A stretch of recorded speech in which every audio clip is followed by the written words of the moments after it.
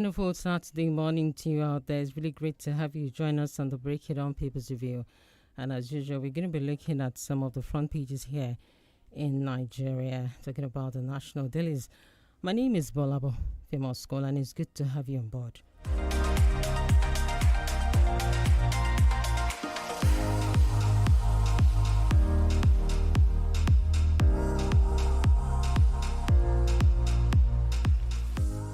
All right, I have a couple of papers here this morning. I have the Punch newspaper, Nigerian Tribune newspaper, The Nation, and a host of other papers here for review. But starting off very quickly with the Punch newspaper.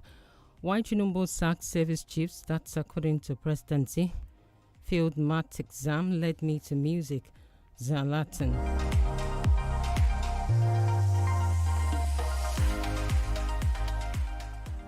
And of course, still here on the front page of the Punch newspaper, taking headlines out of the national dailies here in Nigeria. Nigeria exit global money laundering watch list. Obasanjo, I rejected El-Rufai as my successor over immaturity. And this says Oyo Catholic Bishop Emeritus Julius Adilakun dies at 91. Castina Governor appoints new heads for road maintenance agency and orders. Assaulted coppers sue Anambra government. All right, still here on the front page of the Punch newspaper. And this says assaulted coppers sue Anambra government for 1 billion naira. A bit of Metro Plus page. NSCDC arrest 4 for theft in Kano. 3 suspect nabbed for cable theft. ELCC nabbed ski owner over alleged scholarship scam. Niger tanker explosion, that toll rises to 45. Mob attacks Niger man over meal payment. All of that is some of the headlines you see out here on the front page of the Punch newspaper. All right, quickly, we also look at the Nation newspaper and a couple of headlines as well. Tinubu to new service chiefs, be vigilant. Unite armed forces. WIKE to PDP governors. Sidelining me will bury party. Court threatens to make necessary orders as Kano's defense stalls. All right, more headlines are out of the Nation, and this says, meet the new service chiefs. A reporter's ride of Lagos, Calabar Coastal Highway, and that's some feature news. Enugu CJ frees 86 inmates. Funke Felix Adijumo host. All right, appears to be one of those headlines. And of course, still here on the front page of the Nation newspaper, a bit more of politics, and this says SDP state chairman endorses portion of Gambam orders. Orurao assumes duty as Enugu PDP chairman. Edo local government election, ABC presents consensus candidate in Auchi. All of that are some of the headlines out of the Nation newspaper this morning. In case you're just joining us, this is the Break It On Papers Review from your Laughter Die 32 FM 94.9. And of course, going straight to Daily Post, other headlines. Naira records 5th straight appreciation against US dollar to end week on good note. Niger tanker explosion, that toll rises to 57. More headlines. NNL Sporting Lagos ready for 2025-26 season. Head coach Aborta says La Liga, Barcelona suffer major injury blow ahead of Real Madrid clash. That's some sporting news. And still here on the Daily Post news engine, tell Nigerians real reasons for sacking service chiefs. ADC to Tinubu. I remain SDP national chairman. Gambam insists Plateau defections won't continue for long, only temporary. PDP chairman says. Anambra Guba, Soludo reveals major reason he contested for governor. An Anambra election, all eyes on you. Are court charges new INEC boss on free fair polls. Very embarrassing. Wiki on Governor Diri's resignation from PDP. All right, Kwara wins the Damaras National Volleyball League. Phase 2 begins in Umar here. And still here on the Daily Post, OT thanks to Tinubu for approving Abio's takeover of Umar here, Ekotek Pene Road. Nigerians link sack of service chiefs to Romod Co. Right, Tinubu right to reshuffle service chiefs if co-rumor was true. Olisa Agbakoba speaking. Presidency explains reasons CDS Musa order security chiefs were sacked. Those are some of the headlines out of the Daily Post this morning. We also run through the cable NG. There are a couple of headlines still here on the cable. Agbakoba Tinubu acted wisely in reshuffling service chiefs if coup rumor was true. Consensus is now party constitution that would allow our defense Kabiru to Raki's adoption for PDP national chair. Unuwa Yahaya Montes Gombe Commissioner Police orderly die in road accident. Obasanjo rejected El-Rufai as my successor in 2007 because he needed time to mature. Dangote becomes first African to hit $30 billion net worth. And I have witnesses coming from UK, US, Ethiopia, Nnamdi Kanu tells court. And Barawa, 55 new states, 278 local government areas appeals in ongoing constitution amendment. Abure congratulates Amukpito, asks new INEC chair to recognize his LP leadership. Abrupt and worrisome ADC asks Tinubu to explain sudden change of service chiefs after alleged coup plot. And still here on the cable NG, Tinubu sacks service chiefs in major shakeup. I will only testify in Nnamdi Kanu's trial if court orders me, says Wike. All of those are some of the headlines out of the cable this morning. All right, we quickly touch on the Vanguard, and of course, Austin is standing by to do the analysis proper this morning. On the Vanguard newspaper, a couple of headlines there as well. And we'll start off with this: World Bank meetings. IMF warns Nigeria of debt oil revenue risk.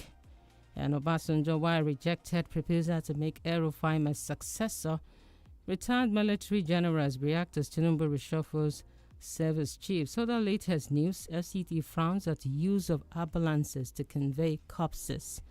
Traffic free flow. Lagos launches 24-hour operations. Inaugurate night response team. Demolitions. Government begins compensation for affected Oworoshoki residents. Nigeria regains global financial trust. Exit FATF list. And Governor Mba to chair NEC committee to overhaul security training institutions nationwide. Catholic priests now soft targets for kidnappers. Seminarists lament. And this says Lassa staff in viral allegation cleared of fraud. PDP long dead. Jonathan hasn't told me of any 2027 ambition. That's coming from Wike. Anambra police hunts for minor allegedly initiated into a cult group. Celebration UK when art birthed in Kalakuta. Met a city shaped by William Wilberforce. All of that are some of the headlines here out of the Vanguard this morning. We have Austin already standing by. Austin, it's great to have you back here on the Break It On Papers review.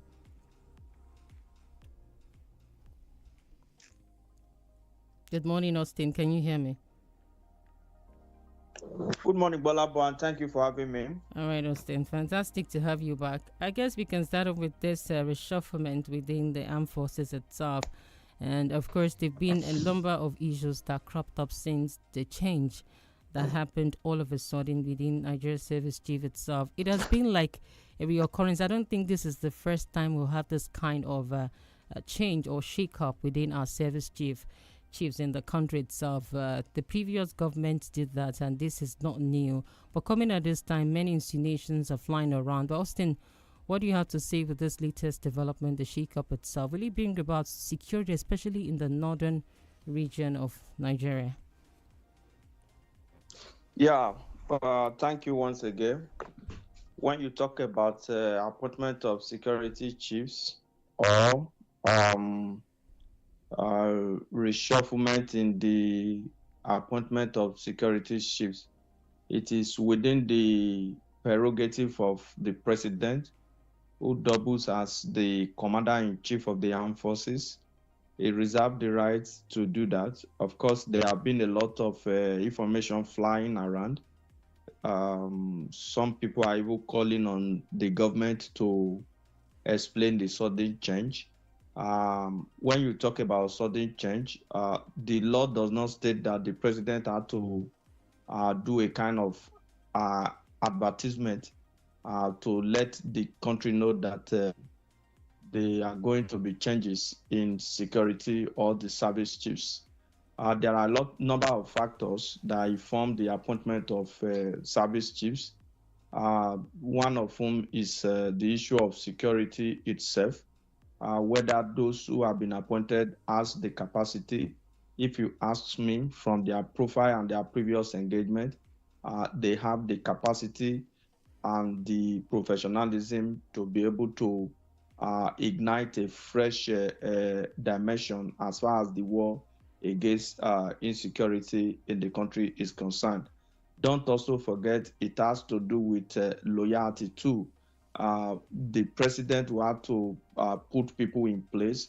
First of all, people that has the capacity to fight insecurity, to deliver on their mandate, and loyalty cannot also be overruled.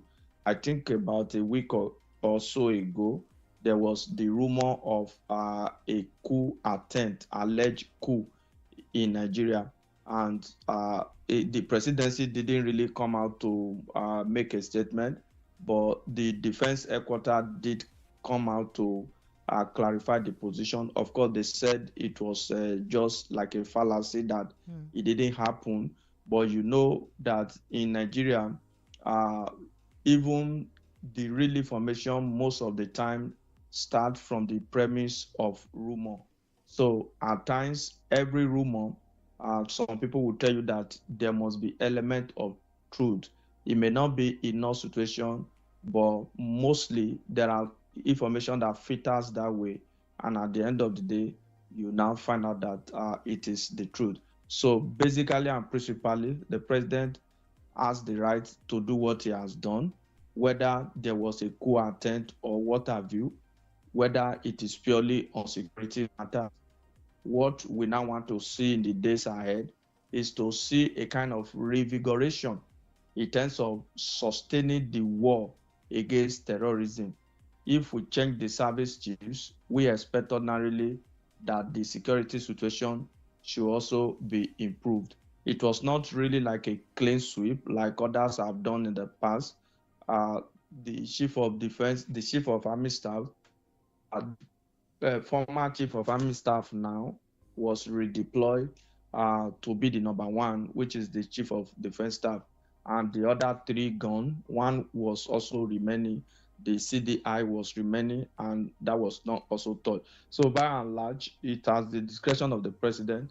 Let's see how this will improve the security situation in the country. Austin Obasanjo rejected El-Rufai as my successor over immaturity. Now, you will realize that this has been like a charade in the country itself, where you have instances of anointed candidate to succeed a particular government leaving office. For Obasanjo to say with his full chest that he actually rejected a candidate for being his successor. Now, where does the people mandate stand when we have this being said by a man who is supposed to be an elder statesman? And we're talking about 1999, when Nigeria reclaimed again democracy. Is it a good news for us, or it's something that we need to go back and look at the trajectory here from where we started off from? Yeah, it may not actually be like good news. What we don't want in our polity is the type of godfatherism that destroy the mandate of the people. You know, one way or the other, somebody had to throw up somebody. Except we want to deceive ourselves, our democracy has not got it to a level where people begin to emerge on their own.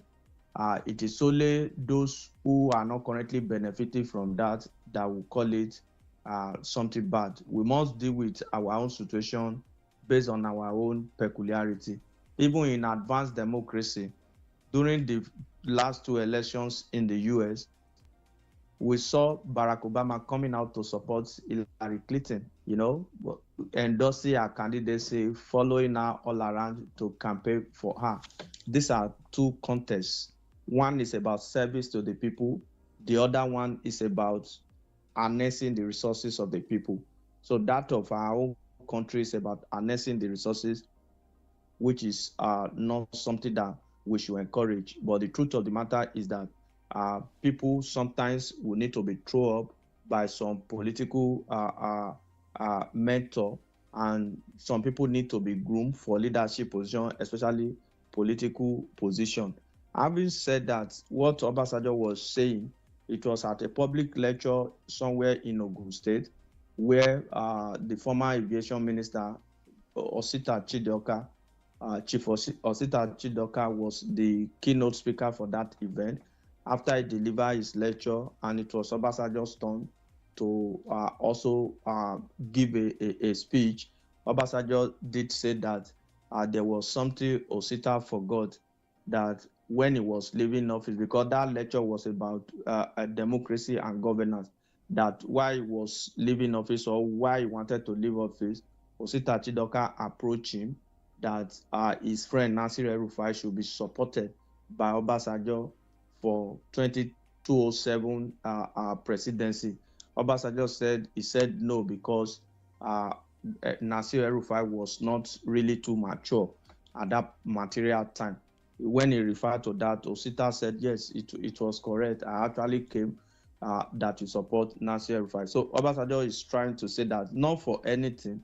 El-Rufai is a very brilliant guy. We all know that, no doubt about it. Of course, he's also very controversial on the other hand. No human being is perfect. But the truth of the matter is that Obasanjo felt at that time that El-Rufai was immature. 8 years later, El-Rufai became the governor of Kaduna State. And a lot of things happened in Kaduna. All of us were alive of some of the things that ordinarily would have happened, that the personality and the character of El-Rufai create a lot of incitement, religious intolerance among people that have lived together in peace. All of that is in the past now. Like I said, nobody is perfect. So if you look at it, El-Rufai is about 65 years old now. If you look at 2007, that is about 18 years ago. And if you remove 18 years ago from 65 years, you discover that it would just be like maybe around 40 something, maybe 42 or so. So Obasanjo felt he was too young, he was too naive at that time to assume leadership position as the president of Nigeria. That is his own view about Nasir El-Rufai. So I think that is about that. All right, let's also look at this, Austin. VK to PDP governor, sidelining me with Berry Party. And we also have elsewhere where it says, very embarrassing, Wiki on Governor Diri's resignation from PDP. And also, we've also seen his instances saying that the party itself, it's dead. And that Jonathan hasn't told him that he's leaving the PDP or he's contesting for the presidency come 2027. Now we're seeing different colors of Wike ahead of the 2027 elections coming out to criticize Governor Diri itself. Is he not doing the same thing because he's a member of the People's Democratic Party and is working as a minister under the APC government? What do you think Wike intends to achieve here? Because he's a man of many caps and many colors. Yeah. First of all, working with the ruling government from opposition, that in itself is not a big deal. Wike will not be the first person that will have taken appointment from an opposition government. A lot of people have done that in the past. Even former late President Umaru Musa Yar'Adua wanted to appoint Asiwaju Bola Ahmed Tinubu as Minister of Finance at that time, but Asiwaju turned it down. So this is not the first time that you see an opposition figure working with the ruling government. I think where the trouble is that Wike is deliberately killing his party at the expense of the president, because he has come out openly to say that he will support the president, who is his employer today, for 2027 re-election, the way he supported him in 2023. So the context is very clear. Wike want to do everything within his power to make sure that his current political party, quote and unquote, is thoroughly weakened ahead of the 2027 election To so what that his end? principal can have. Okay. I was asking to what end at the end of the day, having to do all of those. He's a politician. Politicians, they don't think like you and I. I wonder the way some of us reason at times. At times, we expect a pope-like behavior from Nigerian politicians. They are not pastors. They are not imams. So most of the time, we expect them to be righteous overnight. They look for their interests. You know, the Wike will have seen what happened in River, that if not because he has appointment ongoing, it will have been catastrophic for him. The way the governor took him up as early as possible in his administration. So I'm just trying to let you know what Wike is doing. He wants to ensure that the PDP is thoroughly weakened.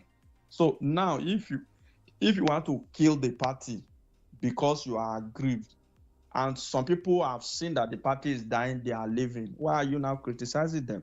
So that comment in itself is contradictory. What you want to see is to see the PDP die, and the PDP is dying instrumentally, and some people are living, fighting for their political survival. You are still criticizing them. What are you doing? Wike too is fighting for his political survival. So that's the truth of the matter. He said they are not consulting him. You are a former governor. You cannot reign forever. In the Nigerian context of politics, you don't reign forever. You are a former governor. They cannot continue to consult you on some sensitive issue, because when you were the governor, you never consulted some former governors at that time. You were calling the shot. So this is also a pointer to the fact that politicians must realize that power is transient. Power is transient. Me, I don't believe in casting aspersion or calling people that are cross-carpeting name. Every politician, whether of APC extraction, of PDP, of Labour Party, name them, they are all fighting for their political survival. Nobody is fighting for the interest of the common man. Once in a while, they come up to use the people to whip up sentiment. They are fighting for their survival. That is why you see them, PDP in the night, APC in the morning. So what Wike ordinarily should have done is to honorably defect to the APC, because invariably is going to end up in the APC. You said you are in the PDP, you are working with APC government. I have told you it's not the first person that have done that. That is not even a crime. But you are taking decision, you are working to undermine your party ahead of 2027 election. So that is the clause there. You are not supposed to sit on the fence. In my view, I feel that Wike should have honorably cross-carpeted to the APC instead of trying to destroy the PDP totally. And it is unfortunately so that today there is no rallying point within the PDP. There is no single body, single person within the PDP that can say, hey, you come, let's have a roundtable discussion so that our party can move forward. It's something that is really bad. We talked about godfatherism the other time. There should be like a figure within the party that can be looked up to. But today, as the PDP stand, ambition is tearing people apart. Those that are living, they are living because of their ambition, because they can no longer realize what they wanted within the PDP. Those that are staying, they are staying because of their ambition, because they want to corner the structure of the party to their own political advantage. So it is neither here nor there. But the bottom line is that that is the characteristic nature of an average and typical Nigerian politician. All right, Austin. I remain SDP National Chairman Gambam. Now, SDP is just about to take a flight in terms of the 2027 election and the kind of structure it's building ahead of the momentum. But now, having a party that is yet to even fly with the wings, already having questions about legitimacy in terms of roles of its leadership. Where do you think this party is going to? With this, it's already like what is happening in other political parties that have been existing before SDP sprung up, and we have some elites, political elites, joining the party itself and blowing its trumpet. But from what we're seeing, can it stand the test of time here? Of course, SDP is gradually becoming a party not to be reckoned with in terms of their strength and their structure. Don't forget, I think about a month ago or 2 months ago precisely, some people within the SDP, they said they suspended their national chairman, Ibrahim Gamba. Don't forget, El-Rufai cross-carpeted to the SDP after meeting Gamba. Now, those people that suspended Shehu Gamba, they also banned El-Rufai, I think, for 30 years or so. So it's really laughable. It's about political survival. It's about the inability of the opposition to actually put themselves together. As it is today, you don't even know a clear party that El-Rufai belongs to, because he has not officially resigned from the SDP. He's also one leg in the ADC. So by now, there should have been like a kind of consolidation ahead of the election. So Gamba is saying that, he remains the chairman of the SDP. It's a matter of time. There are a lot of contending forces, and I'm sure the ruling party or even the president will even be happy that those political parties, they cannot put themselves together. Because if you have a Bola Tinubu, for example, an astute politician, I've always said that this is the first time a core politician will become the president of Nigeria in recent times. So if you have that person occupying Aso Rock, it's going to be difficult for opposition to unite. You look at the way the gale of defection, people are not even cross-carpeted to this other party, maybe ADC or SDP. You ordinarily expect that by now, people should have been going to maybe SDP or ADC. But then, the story we hear is, they are coercing them, they are forcing them, they are putting gun to their head. But that story is not true, because these people are adults. Everybody is looking for where their bread will be better butter. Who can put a gun to the head of a governor? We have seen people who have refused to cross-carpet. Even EFCC arrested them. Even they charged them to court. Some were even remanded, and they refused to cross-carpet. So it's about firmness and the ability to stay put that, we must develop our party, whatever the situation may be. So there's crisis in the SDP, there's crisis in the Labour Party, there's crisis even in the ADC. So it's a big problem. Somebody will call this morning and say it's the president that is causing all of this crisis. In democracy, it is allowed. There's nobody that will open his or her eyes and allow your political opponent to continue to thrive. So I don't know. Some people will say that if they become president, they will strengthen opposition. I have never heard that before. I have never heard that even in the US. I've never seen a US president that will come out to say that my job is to strengthen opposition. I have never seen, because like the saying goes, no legislature will legislate itself out of office. Every politician wants to perpetuate themselves in office. Even if they have a tenured office, they want to build political relevance around themselves. So it's unfortunately so that as it is today, we are not having very strong opposition in the country, especially opposition political party.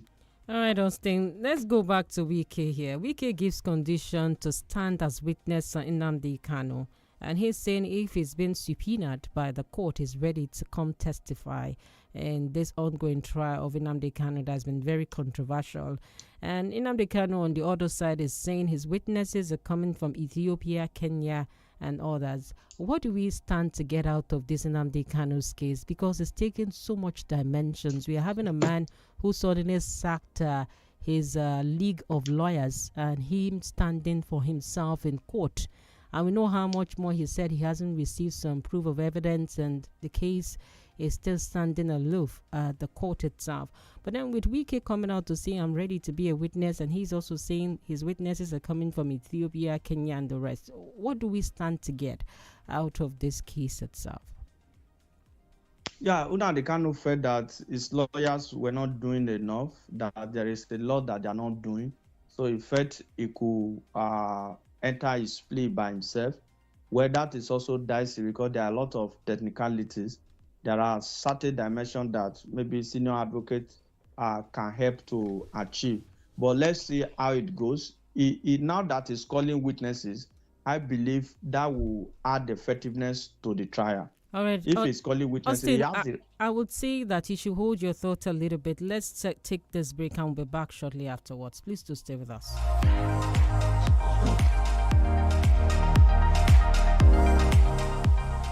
You're listening to 32 FM 94.9. Here you go, dear. Mom, you didn't add milk. No need to. Taste it and see why.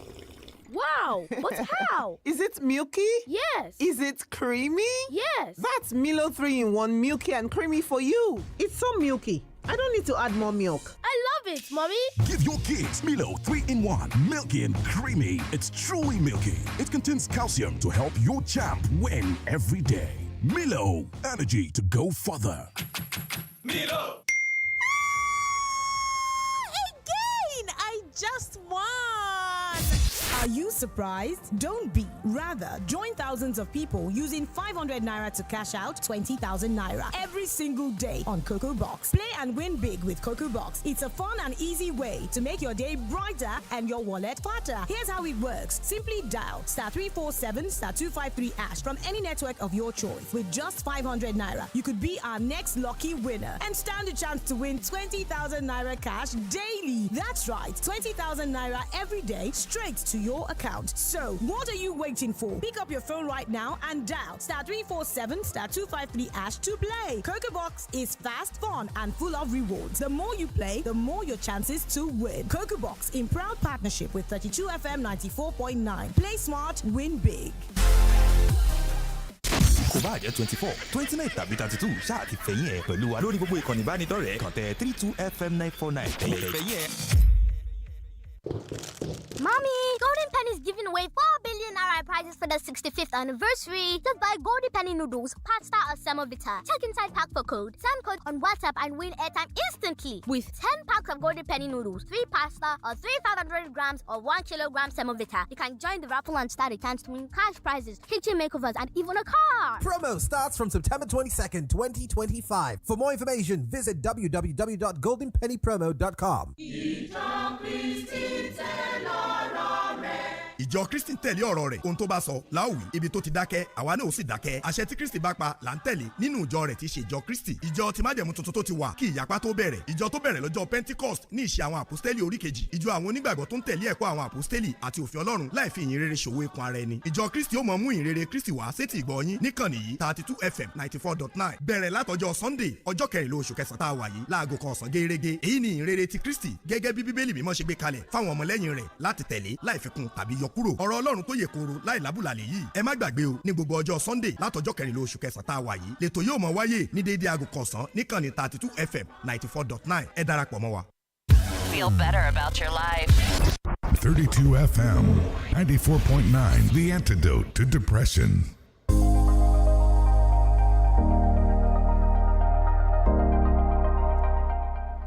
All right, you're welcome back. It's still on, so break it on People's Review here on your Laughter Die 32 FM. And of course, we still have Austin Idimo doing the virtual analysis for us this morning. Austin, I would like you to complete your thoughts your way on the Nnamdi Kanu's witnesses and how Wike has said he's interested to, if subpoenaed by the court, to testify. Yeah, a lot of people want to honor Nnamdi Kanu. I think there is a collective unanimity. Okay, let me not call it a collective unanimity. Let me just say that close to 75% of Nigerians want the case of Nnamdi Kanu to be dispensed. In short, more people wanted him to be freed, especially deploying political solution. So in view of that, a lot of people that he has mentioned will be interested, especially when the court has stamped that for him. So in my view, I think that will reinvigorate the case. That will also give him an edge. When witnesses come, plus or minus, they will be able to give their own side of the story. So he has the right to do that. I don't believe that there's anybody has mentioned that will want to turn him down. A lot of people, they may not come out to say it openly, but most people want the case of Nnamdi Kanu to be sorted. It does not make sense to continue to keep him. Of course, lately the trial is going speedily. Now he has sacked his lawyer, so he was supposed to open his defense yesterday, but he said he has not received the case file. He need to receive the case file, need to look at it. He will now have to do the work of his lawyer, look at it step by step. I hope you understand the technicality in some of these cases so that he will not shoot himself in the foot. But I believe largely that, like Wike said, every other witnesses that he has got, maybe from US, from wherever, those who are willing to come, they will come, and I feel that the case should be expedited, and whatever it may be, my view is that political solution, we can deploy that. It doesn't take us anything.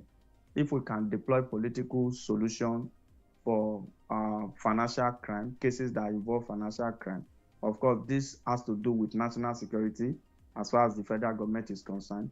We can also deploy such a solution to be able to achieve peace, because it is within the right of the government to choose to continue or discontinue a case for a political solution. So let's see how it goes. All right, Austin, let's quickly touch on this one before we open the phone lines. Nigeria exit global money laundering watch list. Do you think we can maintain this status that we've achieved now? Yeah, I think the truth of the matter is that we have maintained it now. The Financial Action Task Force has delisted Nigeria. I think South Africa and one or two other countries. They cited enhanced efficiency in our quest to tackle illicit financial flow, money laundering, and terrorism financing. That is a very big one for us as a people, because I think last year, 2 years ago, we were enlisted because the situation was very bad. NFIU complained at that time, but now the situation has improved, and I think it's something that is good. That outlook is very good for the country. Like you said, we need to sustain that and also enhance some other area. We need to build institution. Let's make our institution very strong. When our institutions are stronger, we'll be able to attain or achieve some of these things. So largely, that is a very good one. All right, it's right about time to open the phone lines and also take your comments on our socials. Do remember that we are live on Facebook, 32FM 949 Fenya with double E's. And the numbers to call in are 070-55000-949 or 080-97000-949. All right, we do have a caller here. Hello, good morning. Hello, good morning. Thank you for your program. Austin, thank you. This is the voice of John News on Joko once again. Yes, we all feel sympathy for Nnamdi Kanu. And then I just love your comment this morning. There are two grounds Nnamdi Kanu's case can be discontinued, just as you say politically. Administration of Justice Criminal Act 2015, Section 128 subsection 1 can be deployed. The Constitution of the Federal Republic of Nigeria, Section 174, particularly subsection 3, they can equally apply that for public interest and for the interest of justice. What is the public interest? For the interest of the good nation, that every Monday there is always lockdown. And for interest of justice, all those two grounds are well enough.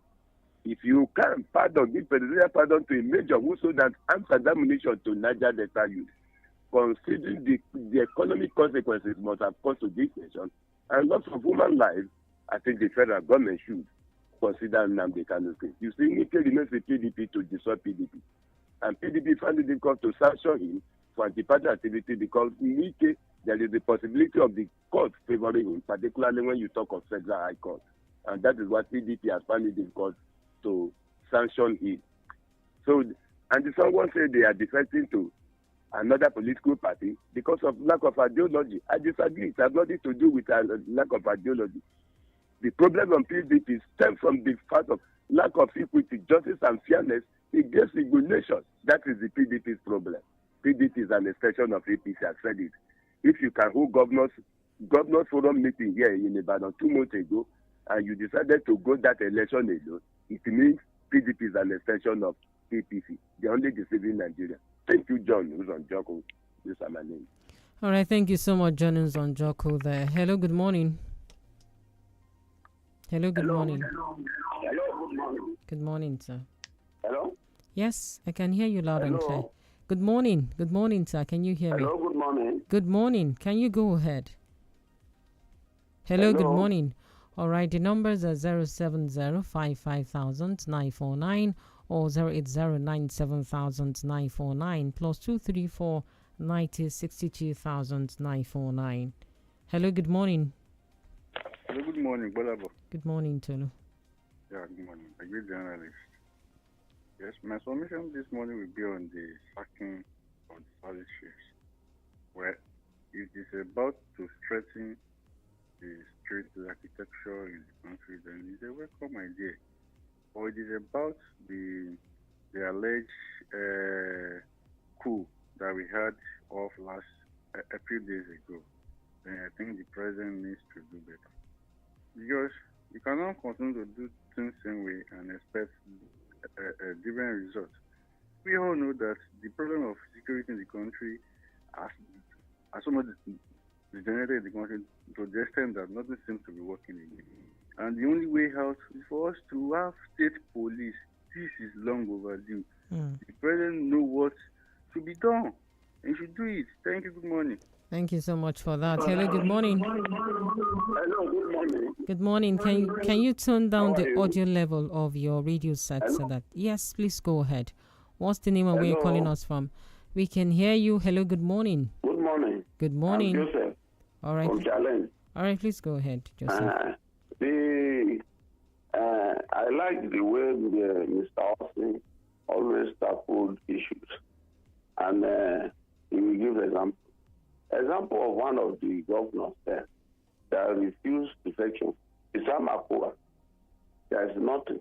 You know, when he was having in the House of Assembly, his CPC there, he has few members. And the Jonathan president, when Onyako has been impeached, it was about to be impeached. And when they run to Jonathan to say so, Jonathan said the only option is for him to decamp. But he refused to decamp. He went back home. And the panel was set up. He's the only governor that when they set up panel and he won the case. And when you win, they cannot say that you stay. So he refused decampment to decamp from his party to the ruling government. So some people, they don't have ideology. Thank you. All right, thank you so much, Joseph, for that. Hello, good morning. Hello, good morning, GBOLABO. Good morning. Morning, sir. This friend for me, I just calling from my papa. All right. You see, regarding the INT'L case, if truly the good people of Southeast really love INT'L Kanu, they should tell the IPOB to stop their stop order. This is where federal government is hiding that there is mayhem in the Southeast. That is why federal government is afraid that, okay, if we release this man now, he will continue from where INT'L Kanu will continue from where he stopped. But no point in keeping him for long in 2016 or so. So it is time for them to free this man. Lastly, regarding the 7 chiefs that were sacked, it's a welcome development, but still, Mr. President needs to address the issue of insecurity in the country. That's my submission. And let him prioritize Nigeria. It is where, before military can be planning coup, it's when things are not well. It is a pointer that Nigerians are wallowing in abject poverty under the President Bola Tinubu, led by APC. Let him do the needful and prioritize Nigeria so that we also have a military coup. That's my submission. Good morning. All right, thank you so much, Prince Bumi Adefose there. Olabara on Facebook, Dr. May says, Olabara says from Owerri, is development possible anywhere misappropriation and shoddy deals made their way as endemic national ethos, where conscience is murdered for political gain, self-will raised above that of collective imprudence or prudence, for prudence, honesty, and hard work for dishonesty, where the future is mortgaged for immediate gratification. All right, we have Fawole Femi says our former president will always keep talking and explaining the reasons behind every of his decision during the period of his presidency. Nigerians shouldn't just relax. We will hear more from OBJ even as the general election is drawing nearer. And he says the story has not ended yet. Okediran Babatunde, good morning. And he says G5 governors and some self-centered PDP members killed the PDP, and the leftover PDP members should forget the coming election but rather continue to rebuild the party post-2027 election. All right, we also have Starbeam says, good morning to you too. And it says PDP will come up again. Watch it seriously. Seriously, they will do better than APC. Adibushi Obayomi. He says, good morning, happy weekend to you too. All right, Okedi Rombabatunde, we have the ruling party is just watching activities going on in other political parties. Which party will now oppose the ruling party in the coming election? All right, Honorable 𝐂𝐏𝐿 Dakola says, good morning, God bless Austin. All right, with his analysis about Nigerian politicians irrespective of their political parties always. We also have Boluwatife Ademijuwon says, good morning to you too as well.